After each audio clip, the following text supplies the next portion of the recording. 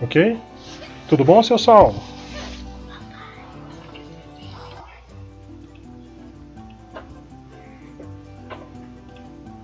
Deu tudo certo aí? Legal. O YouTube tá funcionando, né? Legal? Vou abrir o meu aqui também, só um segundo. Beleza, pessoal. Vamos só retomar aí tudo que a gente já falou um pouquinho, né? A gente está falando sobre Brasil Colônia, que é. Eu estou dando aula de história do Brasil Colônia, né? Para quem está acompanhando. E aí, o que eu gostaria de falar com vocês aí? Quais foram as principais características do que a gente já falou, inclusive, tá? A gente falou muito sobre como que é a característica da colonização, como que vai ser todo esse processo de conquista dessa América chamada de América Portuguesa. E a partir desse momento de conquista da América Portuguesa, a gente vai acabar trabalhando muito com uma ordem que vai vir de Portugal para dentro desse território, que a gente vai aprender a chamar de Brasil aí. Tranquilo sobre isso? Tranquilo? Fechou? Legal. Alguma dúvida até aí, pessoal? Aqui no meu YouTube eu tô com ele aberto, não chegou nenhum comentário. Até então não. Tranquilo? E aí, eu falei muito de uma ordem colonial, que ela é muito baseada na questão econômica. O que eu estou chamando de questão econômica? Estou chamando muito numa questão de que a gente vai virar uma área de exploração, e enquanto área de exploração, a gente vai trabalhar enquanto o Brasil, um lugar lucrativo para Portugal.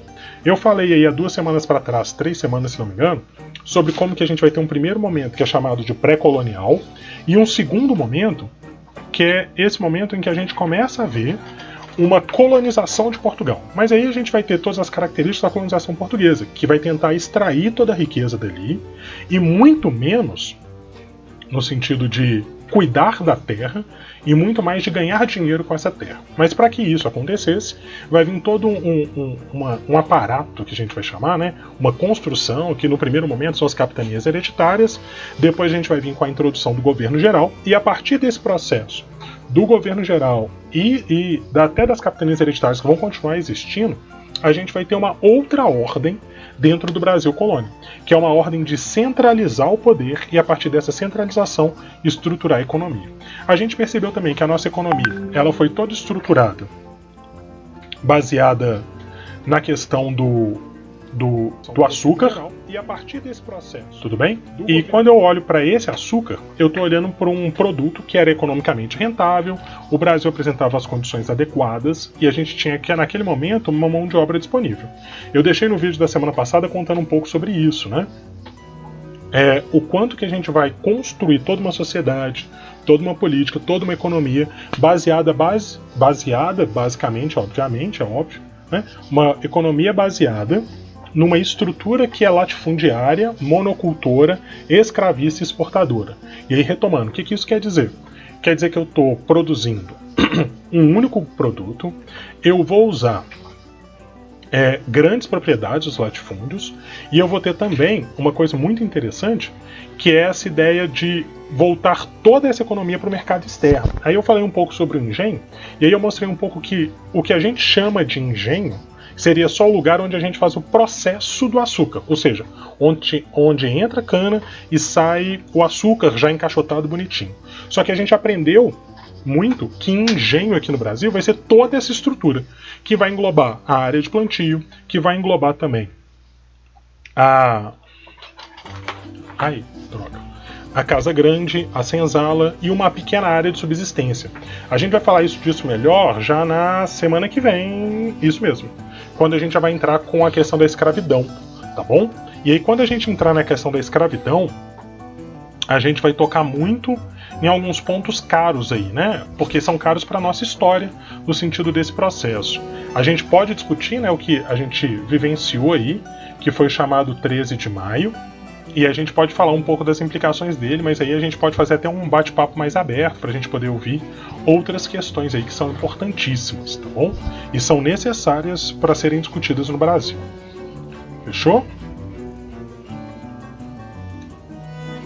Mais alguma dúvida? Alguém quer perguntar alguma coisa? sim? Não? Tranquilo. Aqui no YouTube, deixa eu ver se tem alguma pergunta. Não, não, não. Perguntas aqui, pessoal? Alguma dúvida desses conceitos aí que eu trabalhei com vocês? De alguma coisa? Se alguém quiser mandar e falar um pouco também no PowerPoint, tá liberadaço no PowerPoint, desculpa, pessoal.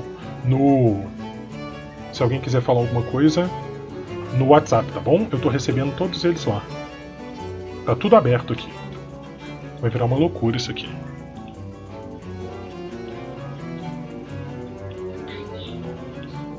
Ok?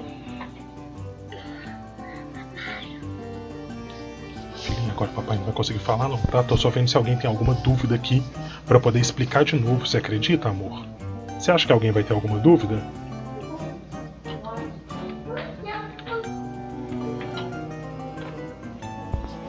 Tranquilo? Aqui no Instagram, galera de boa. Aqui no YouTube de boa. Então vou retomar aqui. Pessoal, e qual que é meu ponto aqui de análise, né? Que é um ponto importante. A gente vai vivenciar algumas invasões ao território brasileiro. Hoje a minha aula é basicamente para falar sobre isso, né? Pra gente conversar um pouco disso, e aí vocês fiquem à vontade para falar o que vocês quiserem, quando vocês quiserem, tá? Ali no YouTube eu tô com todas as cronologias bonitinhas, tá? Elas não ficaram do jeito que eu gostaria não, mas vai quebrar o nosso galho, tá bom? Olha o que a gente vai viver invasões francesas, holandesas, que são as mais caóticas que a gente vai falar um pouco hoje, e a gente vai vivenciar também invasões inglesas. Eu vou começar com as francesas porque elas trazem uns elementos muito interessantes e muito legais, assim, para a gente poder entender mesmo o contexto do Brasil, né, da América Portuguesa, no meio de um mundo cada vez mais globalizado.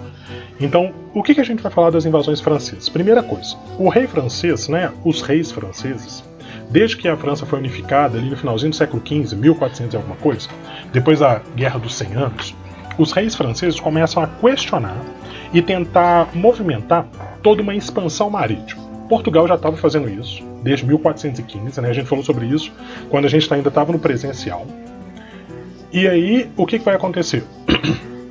A gente estava lá, Portugal começa aquele processo, a expansão marítima, a França se forma, mas ela tinha vários problemas internos para resolver. Ela tinha revolta de camponesa, jaquerris, tinha uma série de consolidações que precisavam ser feitas. Então ela atrasa nesse processo, a Espanha chega na América, a gente falou sobre isso também, e aí logo depois Portugal começa a dominar não só o comércio do Oriente, mas também começa a ter essas possessões, principalmente com o Tratado de Tordesilhas. E os reis franceses eles estavam sempre questionando esse poder que foi sendo construído por Portugal e Espanha.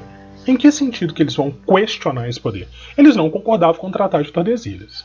E aí vem uma coisa bem legal, que a gente pode fazer milhares de relações, de pensar o quanto que esses caras eles estão invadindo o território, né? Porque é isso que eles vão fazer. Vão pegar e vão invadir o território porque eles não concordam que aquele território seja de Portugal.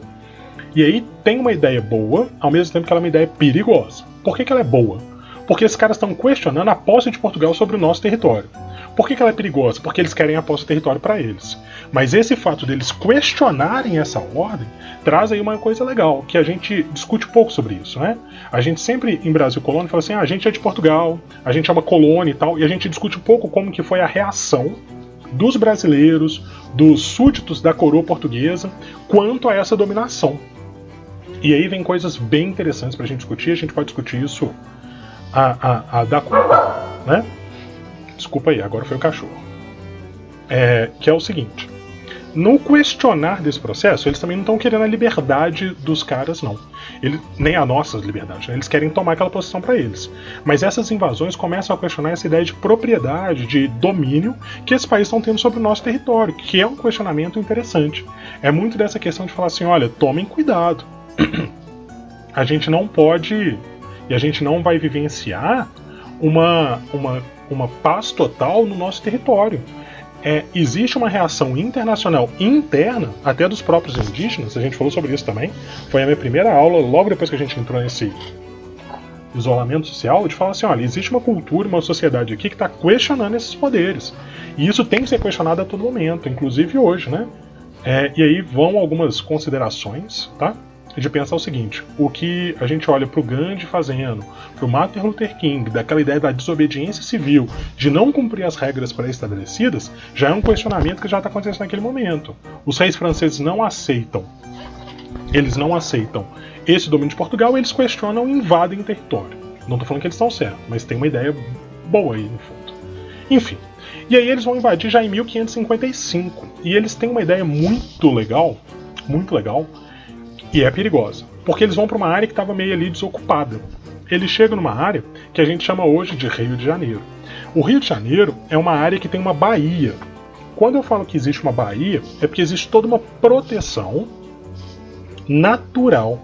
Então é como se o Rio de Janeiro fosse dentro de uma cumbuquinha assim, ó, tá vendo? Isso aqui seria a terra, e aqui seria a área da baía, a chamada Baía de Guanabara.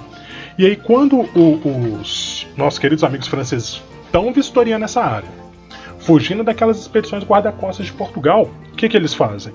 Eles conseguem ali, no meio do caminho, entrar e se esconder ali. Era uma proteção natural já. E ali a gente já tinha uma série de tribos indígenas que já moravam naquela região, assim como no Brasil todo. E os franceses, espertamente, eles fazem alianças com essas tribos. E é uma aliança muito gananciosa por parte dos franceses, e ela é interessante para os indígenas naquele momento. E o que esses caras estão fazendo então? Estão ocupando nosso território. E eles começam a ocupar ali. E aí, pessoal, algumas coisas perigosas acontecem. E é isso que torna a história do Brasil tão legal. Por quê? Porque esses franceses não eram quaisquer franceses, né? Eram franceses protestantes. Os protestantes, né? Vocês não chegaram nessa matéria ainda, mas eles seriam mais ou menos os pais dos evangélicos. Eles vão dar origem às religiões evangélicas ali em determinado momento da história. Depois a gente pode falar sobre isso. Pro Brasil. E aí, esses caras estão ali no meio da França, a França extremamente católica, né? O Papa já morou dentro da França durante a Idade Média e tal. Tinha os Cavaleiros Templários que moravam na França. Tem uma série boa e ruim na Netflix sobre os Templários, que fala muito sobre esse processo. E aí, os caras estão lá, e a França é muito católica. E esses caras viram protestantes. Na França, a gente já teve guerras de religiões que eram seríssimas, assim, a galera descendo a porrada mesmo, matando por causa de religião. Vai ter uma noite chamada de Noite de São Bartolomeu, 24 de agosto de 1574, se não me engano. Depois eu confiro a data aqui pra vocês, em que os caras ficaram 3 dias matando e morrendo gente por causa de religião. Então as coisas na França eram sempre muito sérias quanto à religião. Então esse grupo de protestantes, vamos chamar assim, né, eles eram chamados de huguenotes, eles, para escapar dessa perseguição, com aval, olha pra você ver, com a ajuda do rei católico, para evitar esse clima tenso de religião, esse rei fala assim: galera, vamos procurar outro lugar, e aí ele vai se utilizar disso para poder sair dali, tirar aquela população dali e mandar para outro lugar. E eles estavam de uma colônia, né? A colônia dos caras vai ser, velho, o meio ali da América do Norte, a Louisiana, né? Um pouco do Canadá e tal. Então não era um lugar legal para se viver. E aí os caras mandam para cá, na hora que eles chegam aqui, eles acham essa área e começam a ficar ali.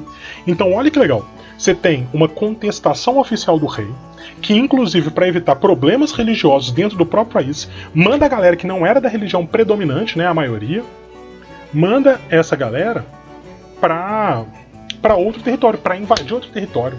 Então você tem um país oficializando, tornando oficial a ideia da invasão. A França ela vai contar muito sobre isso, que é a figura dos corsários, dos piratas, né? E aí os corsários são piratas meio legalizados ali. Enquanto piratas legalizados, os corsários eles vão de boa, legal. Eles vão trabalhar meio pro rei. A gente vê isso muito no Jack Sparrow, naquele Piratas do Caribe 3 ou 4, eu já me perdi nos Piratas do Caribe, mas num daqueles Piratas do Caribe, o Jack Sparrow ele encontra com aquele amigo inimigo dele, né? Porque o Jack Sparrow não tem amigos. E ele fala assim: você é um pirata do rei? E aí o cara corrige ele e fala: não, agora eu sou um corsário. Ou seja, ele trabalha para a monarquia. A França, ela tinha muito desses piratas. Então a França está oficializando uma invasão, né? Uau! Seria um negócio meio Estados Unidos no resto do mundo. Ele invade boa, né? Tipo assim, se eu tô invadindo é legal. E aí os franceses começam ali a ocupar o território, e no que eles estão ocupando o território, eles fazem aliança com esses índios, Teminois, Tememinó, se não me engano, liderados por um cara chamado Villegagnon, e eles começam a morar ali. Galera, essa ocupação foi uma ocupação de 12 anos. Os caras ficaram ali dentro durante 12 anos. Não foi um tempo pequeno se a gente para pensar, né? Então eles chegam ali, conseguem morar ali, vão vivendo ali, e ao viver ali, esses caras vão criando alianças. Alianças com as tribos locais e vão consolidando uma ocupação. Olha pra você ver, era pro Rio de Janeiro, né, aquela região do Rio de Janeiro, que não era chamada de Rio de Janeiro pelos franceses, ela fosse uma área francesa. Olha que caos que ia ser aquele Brasil português e um buraco, né, uma bola francesa assim. Ia ser interessante. Não vamos falar legal não, porque a gente pode cometer alguns erros históricos aqui. Enfim. E aí, velho, os caras chegam, ocupam e começam a tomar conta daquela região. O principal cara que vai fazer isso é um cara chamado Villegagnon. Era o líder dos franceses, né? E eles vão chamar aqui o Brasil, olha que legal, de França Antártica, pessoal. Porque, para eles, e aí faz muito sentido, toma cuidado. Esses caras, eles estão próximos da Antártica. Eles não estão errados. É longe pra caramba, eu sei, pessoal. Super sei que é longe pra caramba. Mas se a gente coloca em contexto, o que é colocar em contexto? Pensar na galera daquele momento, eles estavam super perto. Vou abrir aqui, mais uma vez, né? Não consigo abrir essa aqui pra vocês, porque senão vou ter que ficar virando e ficar... Vai ser um caos se eu tentar arrumar por aqui. Aqui no YouTube eu consigo direcionar as minhas telas. Eu vou colocar, por exemplo, o mapa que os franceses fizeram do nosso território. É um mapa fantástico, porque a gente consegue ver o quanto que esses caras já estão mapeando o nosso litoral. Ou seja, essa ideia de que eles só chegaram e acharam que invadir é uma ideia bem perigosa e bem legal. O pessoal do YouTube vai ver em alguns segundos. Infelizmente a gente não vai conseguir ver aqui, tá? Mas aqui, por exemplo, no mapa... Será que eu consigo virar?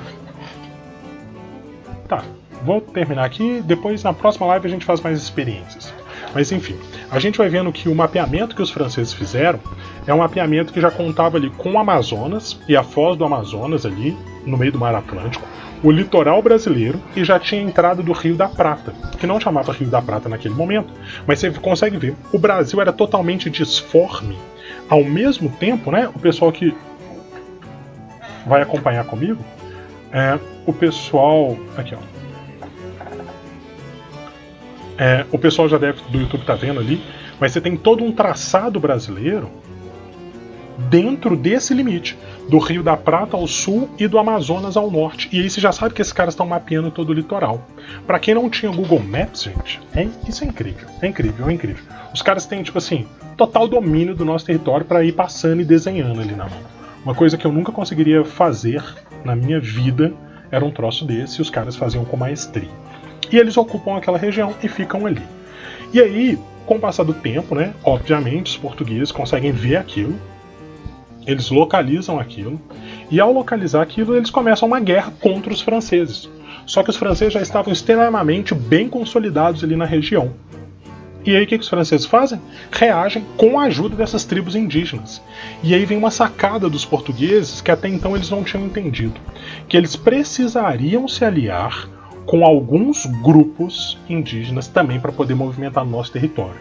E aí eu só consigo lembrar da Guerra do Vietnã e de outras guerras que a gente vai ter essa colaboração da população local, né? Um cara agora lançou uns relatórios sobre um possível golpe na Venezuela, não sei se você viu. Depois a gente comenta sobre eles, mas foram coisas bem graves e bem delicadas em que ele estaria cooptando também essa população local. Enfim. E aí os franceses vão ocupar essa região, e ao ocupar essa região, o que os franceses acabam fazendo? Conseguem rechaçar, né, impedir esse avanço dos portugueses naquela região e conseguem fazer uma guerra considerável ali. Conseguem ocupar um bom território, inclusive. E no que eles conseguem fazer isso, eles vão manter o poder ocupando a região. Isso vai ser tão grave que um governador-geral do Brasil, Duarte Coelho, ele cai por causa disso. por causa dessa tentativa de invasão que o cara não conseguiu resolver na época. Então, eles vão trocar de governador-geral do Brasil, e o governador-geral do Brasil, que era um cara chamado Mendes Sá, ele vai conseguir... Opa, esse aqui é o próximo slide. Só um segundo, pessoal. Um cara chamado Mendes Sá, ele vai conseguir expulsar os franceses do Brasil. E como que ele faz isso? Ele traz o sobrinho dele para o Brasil, e o sobrinho dele coordena as tropas contra as invasões francesas. E assustem-se aí, o sobrinho do Mendes Sá é ninguém mais, ninguém menos do que um cara chamado Estácio de Sá. O Estácio de Sá, ele foi fundamental nessa expulsão dos franceses. E aí ele termina essa expulsão. É assim que ele termina essa expulsão, ele vira e fala assim, ó, galera, tá vendo essa área aqui? Essa área é uma área muito delicada, a gente precisa tomar conta dela. Como tomar conta dela? Precisamos fundar aqui uma cidade. E aí o Estácio de Sá é um dos caras responsáveis pelo projeto de fundação de uma cidade, ali naquela região, chamada de São Sebastião do Rio de Janeiro, né? Que era um rio que tinha sua cheia em janeiro, e toda a história do Rio de Janeiro por aí vai. E o Rio de Janeiro ele foi criado naquele momento pelos nossos queridos amigos portugueses, né? E queridos amigos com muitas ironias, só para poder discutir que a gente precisa cuidar melhor do nosso território. E aí há uma política maior de Portugal de incentivar essas vilas, que eram vilas que podiam ser monitoradas. E ao passo que elas eram monitoradas, eu conseguia conter essas invasões aí. Fechou? Dúvidas sobre isso, pessoal? Aqui no Instagram dúvidas, YouTube dúvidas. Deixa eu ver o WhatsApp como é que tá.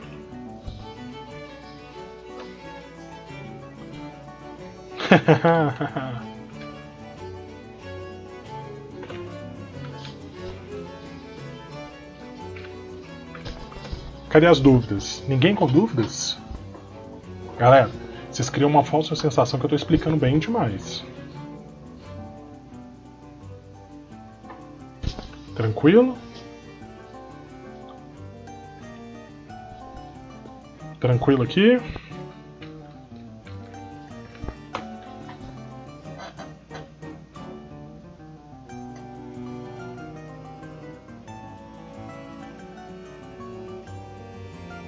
Não? Tranquilo? Tranquilo? Não é isso que eu queria, não. A Natália tá aqui, ó, ferrenha no processo. Tranquilo? Beleza, pessoal. Que ótimo. Então eu vou ficar aqui com essa falsa sensação, tá bom? Não, Natália, eu sei que não. Tá bom? Eu sei que tá tudo meio caótico aqui. A minha cabeça, por exemplo, tá brilhando mais do que ela deveria. Eu vou ter que passar um pó para corrigir isso.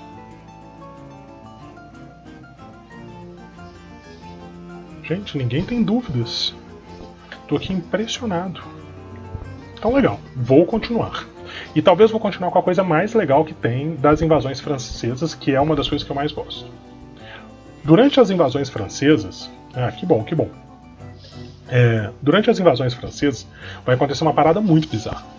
Os franceses e toda a Europa, eles queriam cada vez mais conhecer e entender o novo mundo, né? Principalmente que os franceses tinham ali poucas possessões no além-mar, né? Eles estão ali querendo ocupar a América do Norte, mas vai dar errado, né? Mando sim. E aí, esses caras queriam conhecer. E aí eles vão mandar... o mapa é fantástico, Saulinha, você vai adorar. Eles queriam conhecer muito sobre o que havia nesse além-mar, né? A galera tinha uma imaginação muito fértil. Muito do que a gente tem hoje pros outros planetas, né? Do tipo ET, de alienígena, de outras dimensões, é o que a galera tinha naquele momento para as coisas que existiam no além-mar, né? Na cabeça dos europeus, e aí vem de uma cultura judaico-cristã, eles só entendiam ali Europa, né? A cabeça dos caras era eurocêntrica, já falamos sobre isso também. Eles conheciam o norte da África até o Saara, né? Por motivos geográficos, não dava para passar por ali, e eles conheciam uma parte do Oriente, mas eles tinham milhares de ideias sobre como que seria esse extremo Oriente, por aí vai. E aí o que vai rolar? Simples, esses caras começam a imaginar. E aí eles vão mandar uma série de pessoas para vir para o Brasil durante essa ocupação francesa, né? Então os franceses mandaram franceses para vir para o Brasil para pintar e retratar o Brasil. E ele vai mandar uma série de pessoas. Acabam mandando um cara chamado André TV. E o André TV e outros cosmógrafos que chamavam, olha para você ver, escritores do universo, eles vêm para cá. E que eles chegam aqui, eles começam a deparar com algumas coisas. Só que um desses caras que vem pra cá, ele chega e fica no litoral brasileiro e começa a passar mal, muito mal. E ele não chega a descer no litoral, mas ele precisava entregar o trabalho dele. Precisava escrever, desenhar e tal. E aí o cara começa a coletar o quê? Contos da galera sobre o processo. E no que ele começa a coletar os contos da galera, acontece um troço muito bizarro. Porque esse cara começa a pintar aquilo que as pessoas falavam pra ele. E aí aquela coisa de quem conta um conto aumenta um ponto, nunca foi tanta verdade. Olha que legal. Vou abrir só o pessoal do YouTube agora também. Infelizmente, pessoal. Mas vocês vão ver, depois vocês procuram aí. Ele vai fazer um livro, esse cara, chamado As Singularidades da França Antártica. E aí esse cara vai pegar e vai começar a escrever e desenhar tudo que ele estava imaginando ou ouvindo falar do Brasil. Essa daqui pra mim já começa bem assim. É quando esse cara vai falar dessas tribos nativas. E além dessas tribos nativas, ele vai acabar falando sobre quais eram os frutos, o que existia aqui dentro. O pessoal do YouTube vai ver daqui a pouquinho. Mas esse cara começa a retratar, por exemplo, um caju. E ao retratar um caju, esse cara vai retratar uma coisa extremamente bizarra. Uma bola com uma semente na ponta, assim. Ele não colocou o caju, por exemplo, dentro da fruta. Porque ele ouviu falar que era uma fruta. E aí também, né? A galera podia ter levado um caju pra ele. Mas era uma fruta com uma semente em forma de meia-lua na ponta. E aí o cara foi e pintou exatamente isso. A galera do YouTube já deve estar vendo aqui. Mas é uma bola, tem um indígena em cima da árvore jogando as frutas. O outro cara vai coletando ali. E no que o cara vai coletando, você vai ver que a fruta tem a semente, né, a castanha do caju, ela fica meio que solta no processo. Ela não fica dentro do fruto. É uma bizarrice sem fim. Mas é uma ideia muito legal pra gente imaginar como que esses europeus que vêm pra cá, eles vão retratar um mundo que eles não conhecem, com elementos que eles conhecem, e criar uma nova dimensão de ideia sobre o Brasil. Então, o Brasil começa a ser retratado enquanto um lugar ruim. Laura, essas invasões foram pós-tratado, tá bom? Tratado de Tordesilhas. As invasões começam em 1555. Foi uma pergunta da Laura aqui no YouTube, viu, pessoal? Elas começam em 1555. O tratado foi em 1494, mas elas estão ainda questionando o tratado, porque o Tratado de Tordesilhas ele só vai deixar de existir em 1750, quando é feito um novo tratado com a Espanha, tá bom? Que é o Tratado de Madrid de 1750. É um tratado que a gente vai falar também, mas ele fica mais pra frente, porque a Espanha entra em crise, Portugal bomba por causa do ouro e por aí vai. Enfim. E aí os caras começam a retratar. E agora, não menos pior, o cara vai retratar os costumes indígenas e tudo que ele estava vendo aqui. E ao fazer isso, galera, se dava para ficar mais bizarro, ele conseguiu. Essa daqui é a minha seleção de fotos preferidas desse momento, que é quando ele vai pintar e retratar um tucano. O pessoal do YouTube vai ver em 5, 4, 3, 2, 1. Falhou. Foi mal.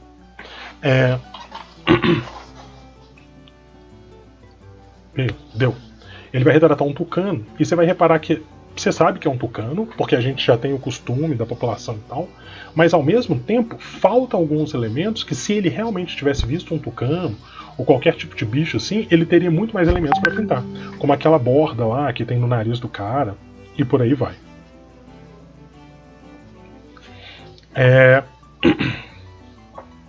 Isso é bem importante também. Segunda coisa muito legal, ele desenha um bicho que é a coisa mais bizarra que alguém já deve ter visto no mundo, sim. É um bicho que ele tem uma cara meio humanoide, aí ele tem um corpão de capivara. Se você tá só imaginando isso, deve ser igualzinho que o cara desenhou, porque é muito bizarro. Um corpão de capivara, é um bicho enorme e ele tá amarrado por uma corda. E ele meio que tá rindo pra galera, assim, o que é outra coisa bizarra, assim. E ele parece um bicho amarrado, que é dócil, mas ele é enorme. E aí, ao mesmo tempo, tem um indígena atrás atirando flecha, assim, né? O pessoal aqui tá vendo. Tá tirando flecha, assim, tipo, pegando umas jaguatiricas na árvore. E é tudo muito bizarro, porque tem uma indígena amamentando do lado desse bicho que é enorme, amarrado, assim. E aí, esse livro que entrou ali como as singularidades da França Antártica, ele começa a construir uma visão muito mística sobre o Brasil. Alguns especialistas, né, e aí não só eu, não sou eu no caso, eles começam a falar o quanto que isso é prejudicial para a nossa imagem, em termos até de construção de ideia de colônia. Por mais que a gente seja um lugar explorado, que a gente esteja pensando e construindo isso daí, era muito negativo ter essa visão de que a gente é um lugar exótico, que a gente é um lugar com bicho estranho, que os indígenas aqui, eles eram seres que viviam com essas criaturas, e o quanto que isso vai impactar nas medidas que Portugal e outros países, inclusive como a França, né, que é uma invasão e não é uma invasão legal, eles vão ter sobre o nosso território, e o quanto que isso vai ser delicado para a gente poder discutir. O quanto que isso é necessário, né? Porque eles estão tentando entender, mas isso ao mesmo tempo cria uma propaganda negativa, que a gente colhe os frutos dela até hoje. Quando a gente vê, por exemplo, a galera, né, falando assim, isso é coisa de brasileiro, e a gente começa a construir essa ideia de que aqui é um lugar místico, mágico, em que as coisas acontecem ou deixam de acontecer. Beleza? Isso aqui para mim é um ponto muito, muito importante. Muito importante. Tá bom? Vai ter uma questão sobre isso nos exercícios dessa semana, viu, pessoal? Sobre essa construção dessa imagem de Brasil, né, de América Portuguesa, porque a gente é um domínio, mas como que os franceses eles são um pontapé gigantesco, e esse livro aqui virou best-seller. Como que a gente é construído a partir de imagens que não foram feitas por nós mesmos, né? Como que a gente sempre tem essa ideia de que o outro fala sobre nós e nós não nos apropriamos dessa linguagem, tá? A gente tem lugares que estudam o Brasil muito e muito, muito, muito, e a gente precisa reagir a isso enquanto projeto de país mesmo, tá bom? Mas aí com todos os problemas que vem disso. Então, falei dessa invasão francesa, eles vão ficar ali, vão ser ocupados, o Estácio de Sá expulsa. Em 1612, vou tirar essa imagem aqui da tela. Em 1612, os franceses eles vão tentar invadir o Brasil de novo. Eles vão tentar agora invadir na região do Maranhão. E eles chegam inclusive a fundar uma cidade em homenagem ao rei da França, a cidade chamada de São Luís, no Maranhão. A cidade de São Luís foi construída em torno de um forte construído pelos franceses durante essa segunda ocupação dos franceses no nosso território. Essa França foi chamada de França Equinocial, porque ela se concentrava ali entre os equinócios, tudo bem? E aí naquela época, quem expulsou os franceses desse território aí, que naquele momento era espanhol, tá bom? Foram exatamente uma coligação, uma aliança entre portugueses e espanhóis que expulsam os nossos colegas franceses, tá bom? Mas duas invasões importantes, olha que legal. Numa delas a gente vai ter como consequência a fundação do Rio de Janeiro, e na segunda dela a gente vai ter a fundação de São Luís, no Maranhão. E pessoal, para a gente poder concluir... que bom, que bom, que bom. Laura, ok. Simone, ok, que bom, pessoal. Fico feliz com isso, tá bom? Se tiver dúvida, dúvidas até agora? Porque eu vou falar em 30 segundos das invasões inglesas. Não, aqui não. O pessoal do Instagram é caladinho, né? Não, tranquilo?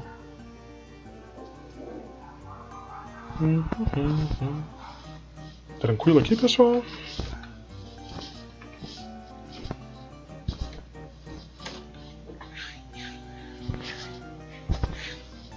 Ok? Legal, legal? Olha, o Saulinho tá aqui firme e forte. Pessoal, as invasões inglesas elas são muito rápidas, muito localizadas, e a gente vai falar para também a gente falar assim, os caras invadiram e você nem falou. Falei. Eles vão invadir principalmente com piratas, então vai ter muito essa ideia de roubar pau-brasil, vai roubar ouro. Estou tentando abrir o mapa, legal, Bruno Rangel, legal. Beleza, pessoal? Fechou. E aí eles vão então roubar pau-brasil, vão roubar ouro, vão roubar açúcar também, vão roubar outros produtos no meio desse processo todo. E eles vão ter também os chamados corsários, principalmente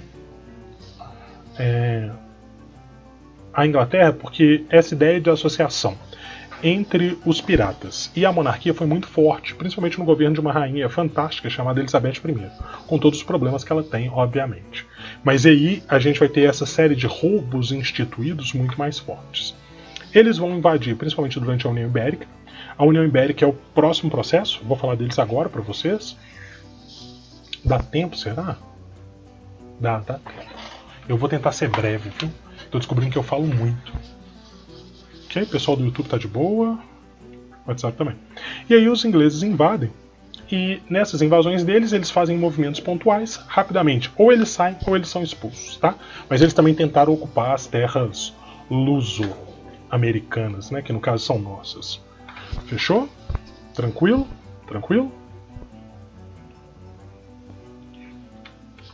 Se tiver dúvida, é agora. Não?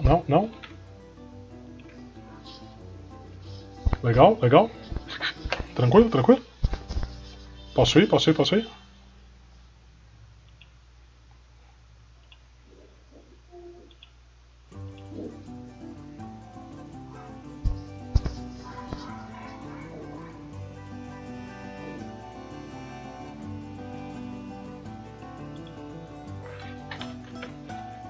Só organizar aqui. Vou colocar agora a nossa imagem. Vou falar para vocês um pouco sobre as invasões francesas. Desculpa, pessoal, holandesas, tá? Na última aula eu acabei apontando para vocês sobre a economia do Brasil. E ao falar sobre a economia do Brasil, eu acabei falando sobre a base, que é o açúcar, tá bom? Pessoal do cursinho que não viu, as aulas estão todas gravadas, tanto aqui no canal do YouTube, tá bom? Quanto na pasta. Lá tem um documento que tem todos os links para as videoaulas, todas que eu gravei, e para os exercícios também. E aí, eu preciso só recuperar algumas informações. Desculpa só um segundinho. Só porque eu não falo besteira, e o pessoal que estiver acompanhando aqui pelo YouTube consegue ver tudo junto comigo, tá bom?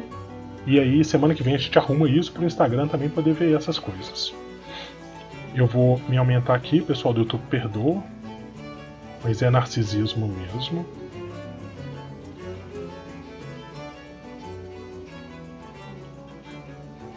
Beleza. Pessoal, as invasões holandesas, elas estão muito colocadas dentro de uma ideia que é a ideia de que a Holanda não vai aceitar perder dinheiro, tá bom? E por que ela não vai aceitar perder dinheiro? Porque dentro da França, de Portugal, começa a acontecer uma coisa bem delicada. Que coisa delicada foi essa? Quando chega por volta de 1580, a gente tem um problema na sucessão do trono francês. Do trono português, perdão mais uma vez. O que eu quero dizer com isso? O rei de Portugal estava lá, de boa, feliz da vida. E o nome dele era Dom Sebastião, tá bom? Dom Sebastião era um cara novo e extremamente religioso. Enquanto um cara novo, extremamente religioso, ele vivia muito disso da religião. Ele era conhecido como Dom Sebastião o Desejado. Ele era novinho, todo mundo queria casar com ele, era rei, bonitinho, etc. e tal. Só que esse cara só conseguia pensar em quê? Em religião. Era o viés da cabeça dele. E nisso, o Dom Sebastião, ele se sentiu no direito de fazer uma nova cruzada.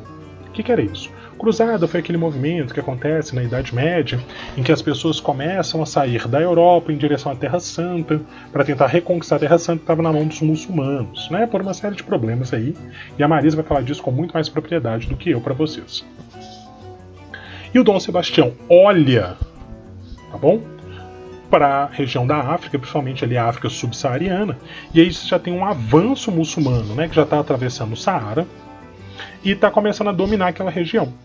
E aí começa a surgir na cabeça dos europeus, né, uma coisa que era sempre recorrente, a ideia de que existia o paraíso, sabe o Jardim do Éden? Adão e Eva?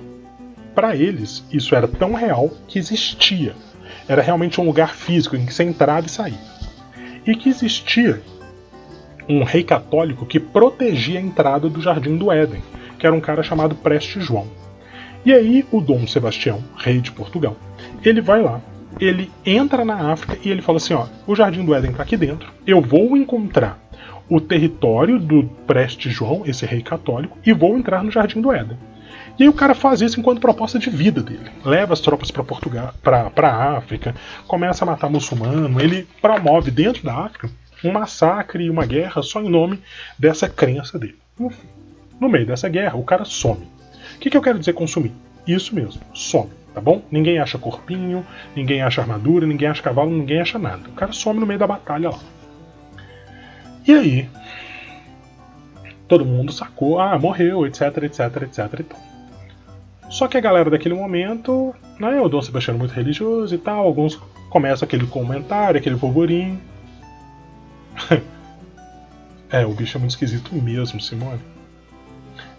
Começa um burburinho, começa uma coisa assim.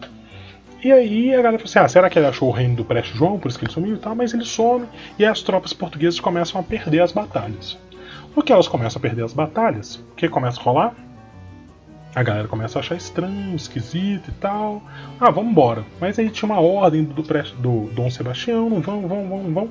E aí os caras estavam tomando muita porrada. E aí no meio de uma dessas batalhas, todo mundo lá destruído e tal, o que esse cara vê? De noite, vem assim, aquela imagem do Dom Sebastião. O cara assim, um cavalo branco, brilhando, luz assim, sabe? Tipo assim, tipo Beyoncé. Assim, um negócio fabuloso assim. E ele vem cavalgando, bem devagarzinho, carregando a bandeira assim, com a cruz de Cristo.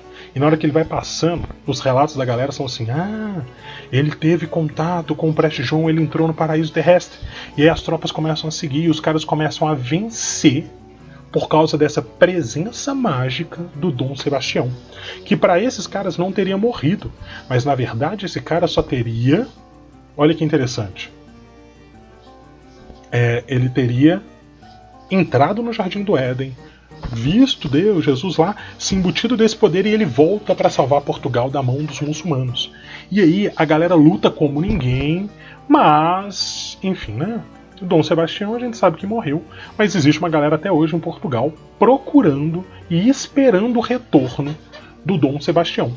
É uma galera que chamadas de sebastianistas, que vivem aí o chamado sebastianismo. É bem bizarro, né, gente? Bem bizarro. Enfim. E aí, eles estão vivendo o sebastianismo, todo esse processo todo. Só que na prática, Portugal está sem rei. O cara não tinha herdeiro. E quem assume enquanto rei naquele momento é o tio-avô dele, um cara chamado Dom Henrique.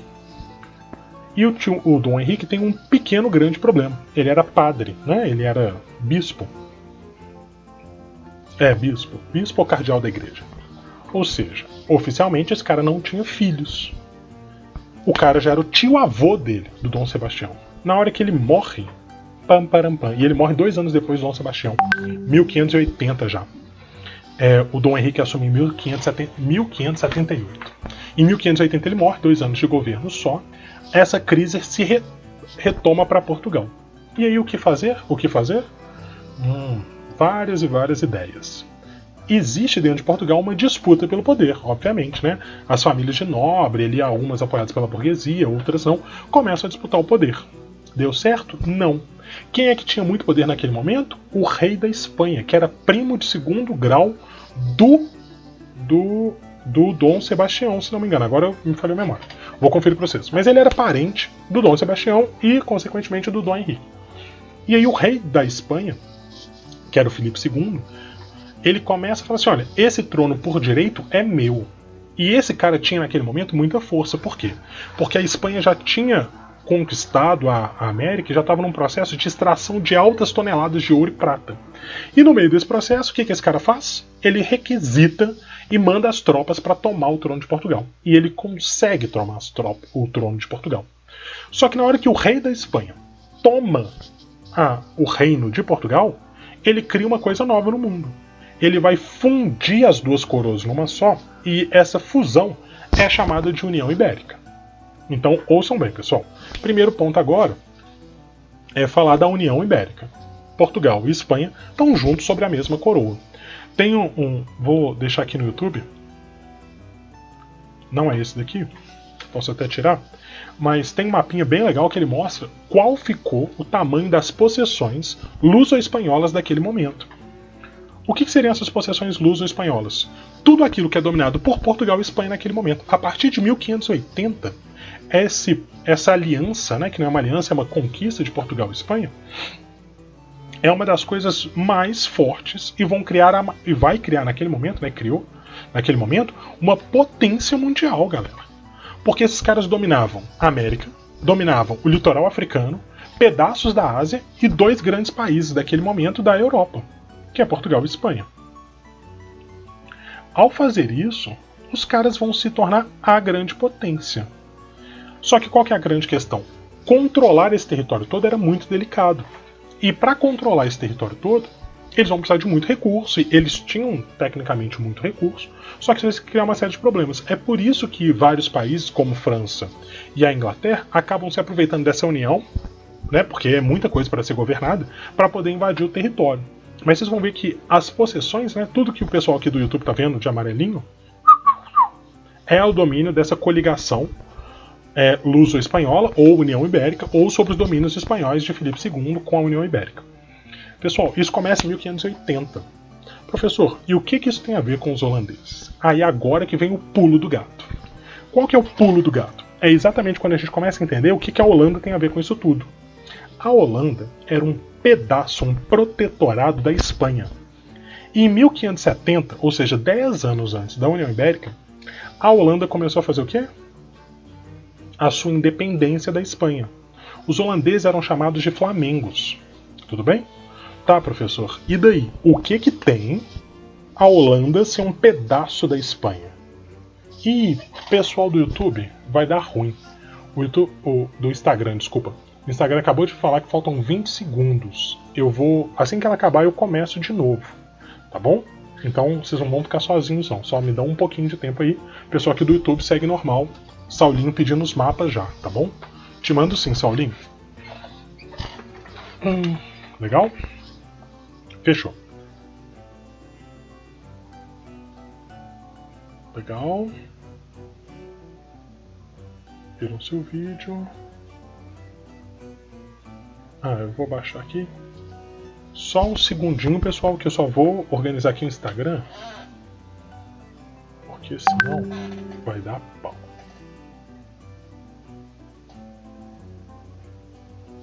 Tá bom? Avançar, pode ser. Pode ser. Título: Brasil. Desculpa, pessoal, não estava preparado para isso tudo, tá bom? Que bom, Saulinho. Desculpas, viu? Porque aí é muita coisa.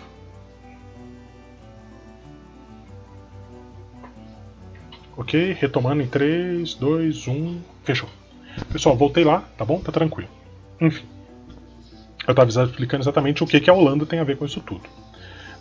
E eu estava explicando exatamente que a Holanda, né, os flamengos, que era um pedaço aí desse protetorado espanhol,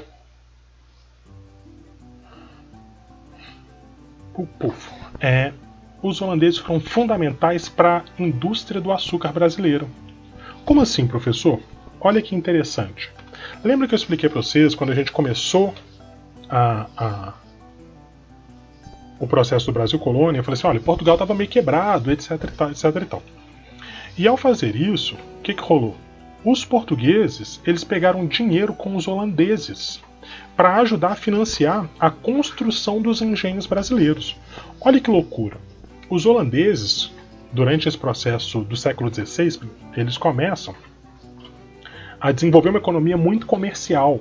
Só para vocês terem ideia, os caras já tinham bolsas de valores no século XVI. Eles tinham bolsas de valores, eles discutiam o preço do açúcar como se fosse commodity, igual a gente discute hoje sobre petróleo, sobre alguns outros tipos de grãos e por aí vai. E aí, o que vai rolar? Me perdi. Tá. Os holandeses, lembrei, eles vão desenvolver essa economia comercial, eles tinham grana e eles começam a financiar, emprestar dinheiro para que os portugueses construíssem os engenhos de açúcar dentro do Brasil. E aí, em troca desse empréstimo dos holandeses, o que vai rolar? Os brasileiros, eles vão ser responsáveis por comprar o nosso açúcar. Eles vão ter prioridade. Então, como que funcionava o esquema? Os brasileiros produziam açúcar, vendiam para os portugueses. Os portugueses, tudo bem? Por terem pego dinheiro emprestado com os holandeses, vendiam primeiro para os holandeses. Então, vamos imaginar, o Brasil produziu ali 1000 caixas de açúcar, tá bom? Tinha que vender para quem? Para Portugal. Falamos sobre isso, pacto colonial, exclusivismo comercial, foi a aula da semana passada. Os portugueses, em troca desse açúcar, né, em troca desse empréstimo, vendiam primeiro o açúcar para os holandeses. Então, assim que chegava o açúcar brasileiro lá em Portugal pegava e falava assim, ó, os holandeses, chegou aqui, por exemplo, 1000 caixas de açúcar. Você vai querer quantas? Aí os holandeses falavam assim, a gente quer 800 caixas. Tudo bem? E eles tinham essa preferência na compra do açúcar brasileiro, porque eles tinham emprestado dinheiro para a construção dos nossos engenhos. E aí, quando acontece a União Ibérica, exatamente em 1580, os holandeses estavam se separando da Espanha. E a Espanha estava brigadinha com quem? Com os holandeses. E a primeira coisa que a Espanha faz é, os holandeses não têm mais a preferência de compra do açúcar brasileiro. E aí o dinheiro de quem vai embora? Dos holandeses. E é por isso que os holandeses invadem o Brasil. Vou retomar porque eu acho que ficou bem confuso.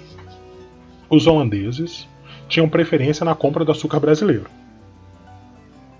Por eles terem preferência nessa compra, eles tinham essa preferência porque os nossos queridos amigos, né, portugueses, pegaram dinheiro emprestado com eles.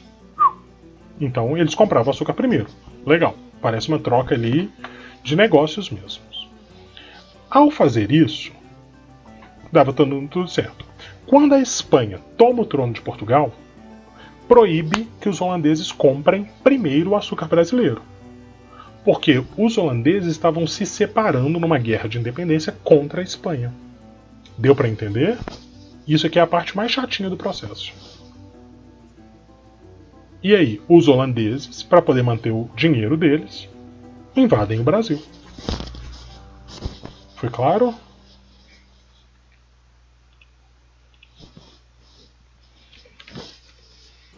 Dúvidas aqui?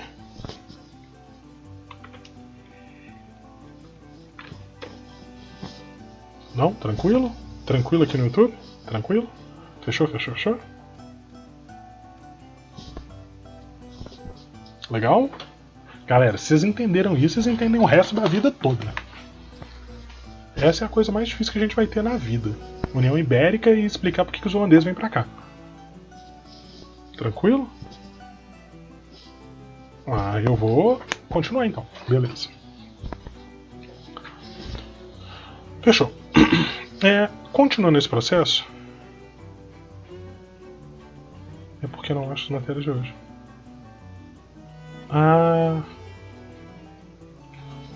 Tá. Entendi. Vou só copiar aqui. Então, pessoal, a partir do momento que a gente entende isso daí, a gente vai entender que os holandeses invadem território. Ao invadir o nosso território, os caras não vêm para qualquer lugar, né? Os holandeses já vão chegar chutando a porta mesmo. Eles tentam invadir direto aonde? Eles tentam invadir direto a nossa capital, que era São Salvador, na Baía de Todos os Santos. Vai dar certo? Não, lógico que não, né? Não podia dar certo isso não. Isso ia ser tenso dar certo. Eles invadem em 1624. Então, olha pra você ver, a União Ibérica ela começa em 1580. Os caras só vão chegar a invadir quase 44 anos depois, em 1624.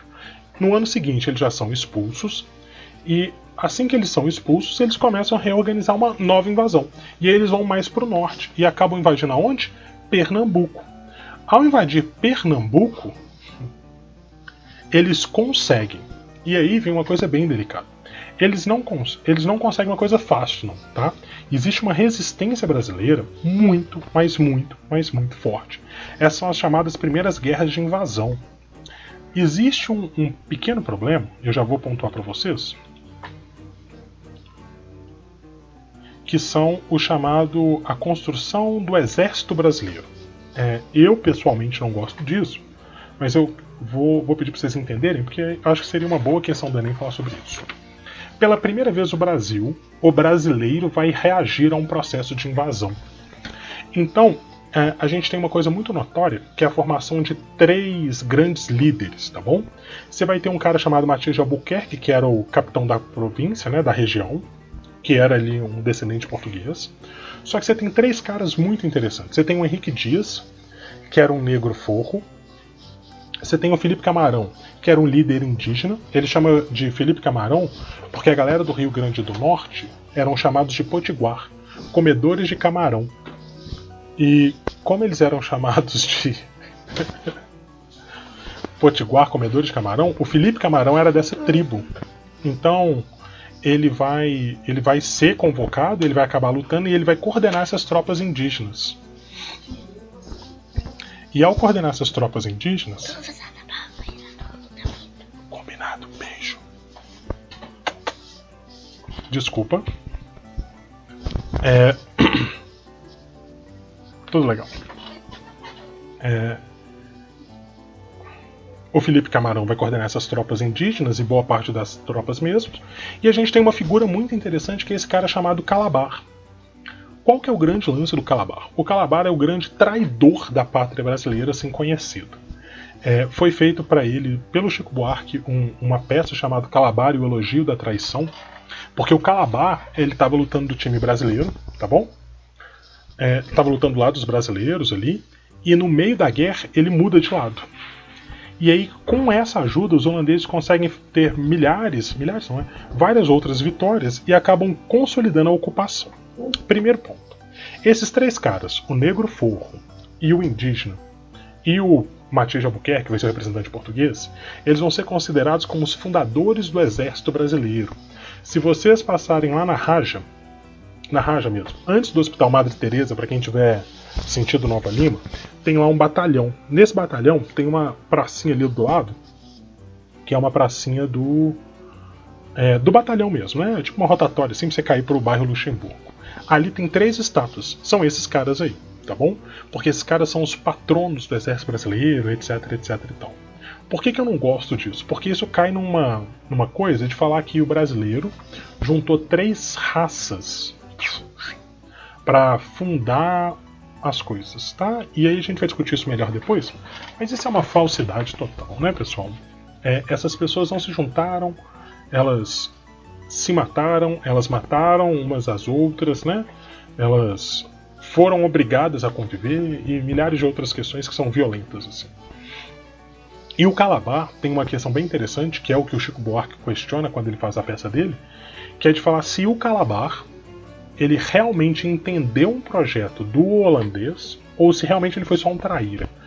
Por quê? Porque quando os holandeses invadem, eles vão fazer uma série de reformas e benefícios dentro do Nordeste que a gente nunca tinha visto no Brasil até então. Os caras vão construir sistema de esgoto, eles vão trazer biblioteca, esses caras vão fazer estrutura urbana, eles vão fazer planejamento urbano. E aí disso o Saulo, que está aí, eu espero, ele entende muito melhor do que eu. Esses caras, eles vão construir e vão planejar uma cidade. Coisa que nunca tinha acontecido até então dentro do território brasileiro pelos portugueses. Então existe uma galera que fala naquele momento em que o Calabar entendeu esse processo e ele comprou esse projeto de Brasil. Brasil entre milhares de aspas, né, de colonização, porque é uma ocupação pela outra. Ao mesmo tempo, tem uma galera que fala que ele foi só sacana, que ele pensou nos interesses dele. E existe uma outra apropriação que a gente vai falar também quando a gente chegar em ditadura militar, que o Chico Buarque vai falar do Calabar para falar do Carlos Marighella, tá bom? Anotem isso é bem importante. Para mim, isso seria uma ótima questão do Enem. Pode ser. Tá gravado, se eu tiver falado, eu vou usar esse vídeo contra mim mesmo. Tudo bem?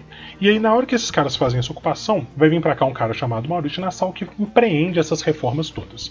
Os caras vão dobrar a capacidade de engenho, vão reformar a cidade fica maravilhosa. Maravilhosa perto do que era uma cidade colonial. E pela primeira vez na história, né, diferente dos franceses, os holandeses vão trazer pra cá uma série de pintores que vão pintar o Brasil como ele realmente é, afastando aquela visão de monstruosidades que havia no Brasil.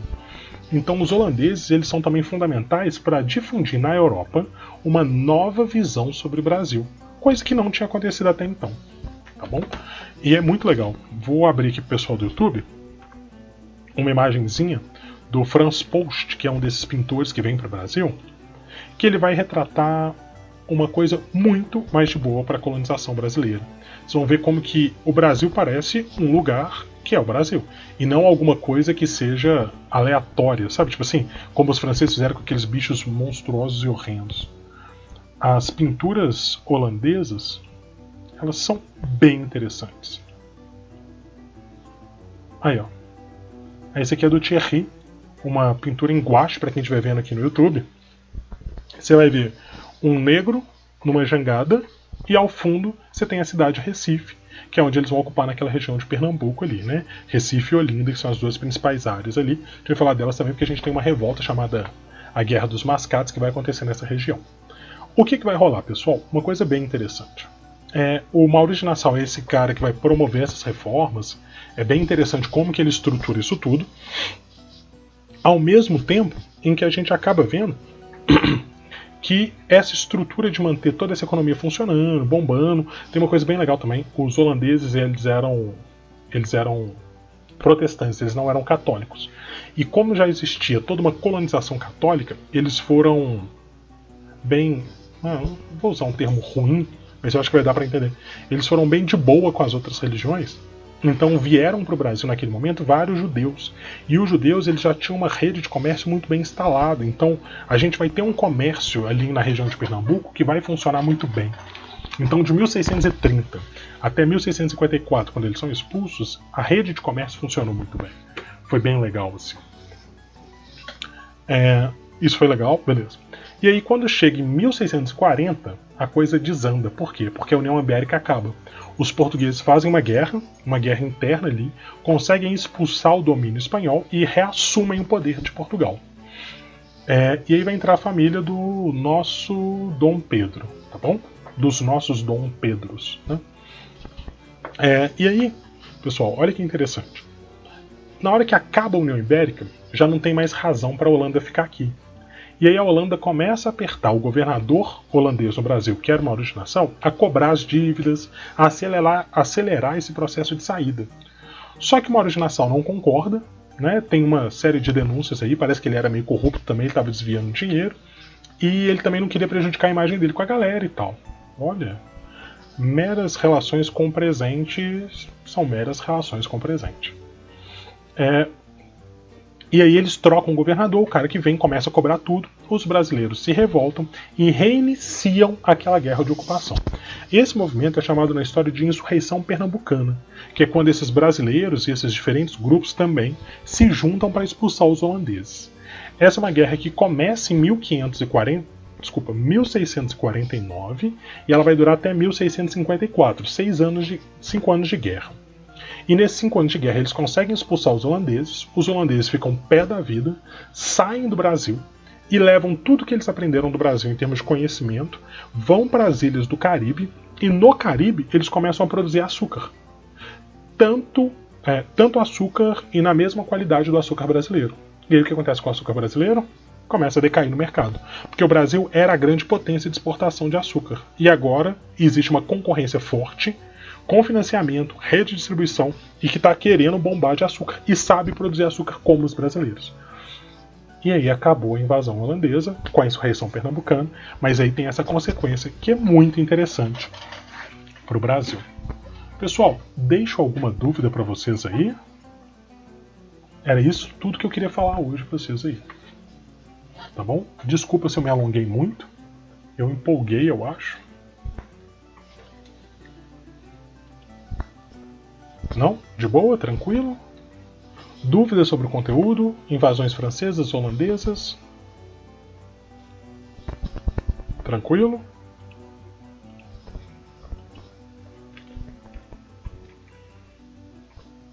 Nenhuma? Parabéns pela aula, já estou terminando a faculdade sempre vocês. Oh, que bom, Vinícius. Que bom, Vinícius. Legal. Obrigadão aí. Show de bola.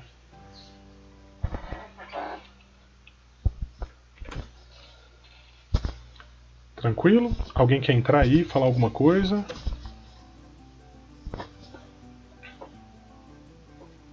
Legal, brigadão. Ninguém com dúvidas? Ó, WhatsApp sem dúvidas, Facebook sem dúvidas, Instagram sem dúvidas. Vocês dormiram, né, gente? Vocês me deixaram aí falando. Foram fazer todo o resto, né? Aham. Legal, aham. Fechou, viu, pessoal? Ó. Dúvidas não? Tranquilo?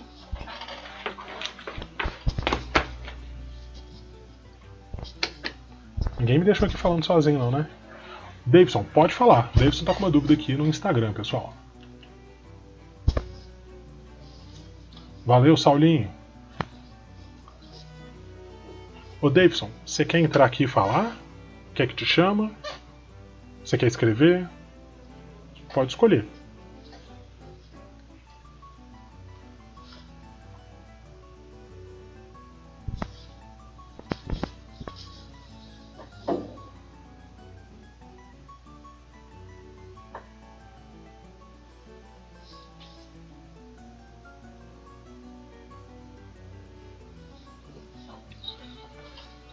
Tamo junto, Davidson. Fazer um resumo.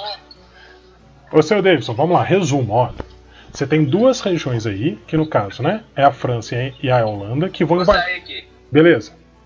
Que vão invadir o território brasileiro. O que a gente já falou? A invasão francesa, ela vai acontecer muito por um questionar a posse de Portugal sobre o nosso território. Puf, acabou. Basicamente é só isso. Eles vão ocupar a região ali do Rio de Janeiro e depois a região do Maranhão. Mas principalmente... um salve aí. Principalmente a região do Rio de Janeiro, que foi onde eu me concentrei. O que eu falei que é muito importante, Davidson? Essa entrada, né? Essa invasão dos franceses vai criar uma imagem muito negativa do Brasil como uma terra mística lá no território que é a Europa. E isso já é um primeiro passo negativo para a gente poder entender como que a coisa vai funcionar. Essa invasão ela contou muito com o apoio que os franceses tinham dos indígenas, né? E como que eles se alocaram ali. E aí das invasões holandesas. Primeira coisa, os holandeses invadiram o Brasil para retomar, para pegar o dinheiro que eles tinham investido emprestando dinheiro para o Brasil. Segunda coisa fundamental aí. Os holandeses, quando eles ocupam o território, eles vão viver uma reação brasileira, né? Existe aí uma guerra. E essa guerra, ela contou ali com a participação de diferentes grupos. Isso é legal de saber. Terceiro ponto aí importante dessa invasão dos holandeses. Eles vão ocupar a região do Nordeste, que era a região mais rica, açucareira ali naquele momento, e eles fazem uma série de reformas, principalmente ali em Pernambuco, Recife e Olinda. Essas reformas foram positivas, só que pelo fato de ser uma invasão, ela é negativa.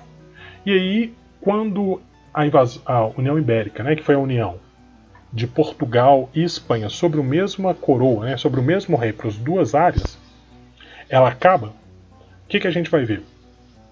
A gente vai ver que era necessário repensar aquilo ali. E aí os holandeses começam a ser pressionados para sair, e para poder sair eles vão viver uma guerra chamada que é a insurreição pernambucana, quando os brasileiros eles conseguem expulsar, né, os brasileiros com a ajuda portuguesa, era uma ajuda que ficou bem debaixo dos panos, e expulsar os holandeses do nosso território. Fechou? É isso basicamente. Fui claro?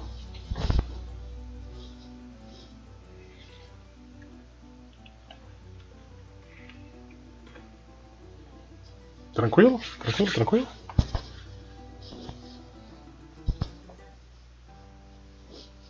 Se estiver tranquilo, vou terminar aí.